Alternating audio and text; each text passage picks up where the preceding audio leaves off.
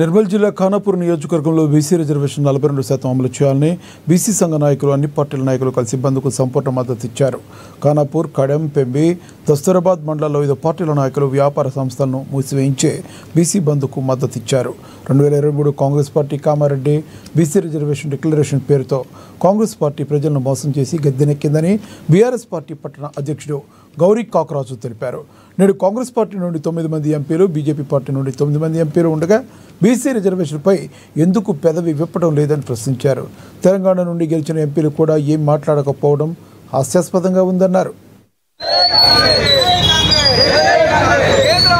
మన తెలంగాణ రాష్ట్రంలో గతంలో రాహుల్ గాంధీ ఇచ్చిన మాట ప్రకారం రాష్ట్రంలో గవర్నమెంట్ వచ్చిన తర్వాత 42% రిజర్వేషన్ కల్పిస్తామని చెప్పిన కామారెడ్డి డిక్లరేషన్లో భాగంగా ఈరోజు అసెంబ్లీలో తీర్మానం చేసి మరియు గవర్నర్ గారికి, రాష్ట్రపతి గారికి పంపించడం జరిగింది. బీసీల కోసం 42%ను మేము కరాఖండిగా కావాల్సిందిగా తెలియజేస్తూ మేము అసెంబ్లీలో చట్టం చేసి పంపించడం జరిగింది. కానీ ఈ బీజేపీ ప్రభుత్వం మరియు బీఆర్ఎస్ ప్రభుత్వం వీళ్ళు ఈ చిత్తశుద్ధి లేకుండా ఈరోజు బంద్లో పాల్గొనడం చాలా మేము గౌరవిస్తున్నాం. కానీ మీరు ఈ బంద్లో పాల్గొన్నట్టు మీ నాయకులపై కూడా ఒత్తిడి తీసుకొచ్చి, ఏదైతే బీజేపీ నాయకులు ఎవరైతే ఉన్నారో వాళ్ళు కూడా కేంద్రంపై ఒత్తిడి తీసుకొచ్చి ఈ బీసీ 42%ను గవర్నర్ ద్వారా గవర్నర్ సంతకం మరియు రాష్ట్రపతి సంతకం చేయించే విధంగా ఒత్తిడి తీసుకురావాలని తెలియజేస్తున్నాం.